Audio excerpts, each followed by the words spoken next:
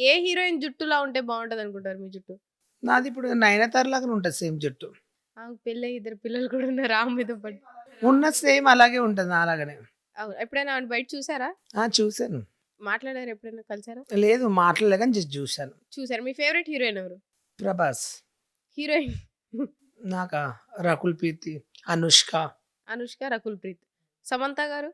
'సమంత' అంటే ఇష్టమే గాని నాకు కొంచెం నా హైట్ తగ్గట్లే చూసుకున్నా. మీ ఈడుకు తగ్గట్టా? నా హైట్ నా పర్సనల్ తగ్గట్ల. మీ పర్సనల్ తగ్గట్టు చూసుకున్నారు. సరే. ఇప్పుడు ఫన్ గాకుండా స్టడీస్‌లోకొద్దాం. హ్మ్. డిక్షనరీ అంటే ఏంటి? బుక్కు అందులో ఏముంటాయి? ఏముంటాయి రాసినవి ఉంటాయి. అదే ఏముంటాయి? డిక్షనరీ అంటే ఏంటి? మనం చదువుకునే కథలు గాని, మనకు కావాల్సినవి ఏమైనా ఉంటే మనకి ఎలాంటి బుక్స్ కావాలంటే అలా చదువుకోవచ్చు. అట్లా కాదు.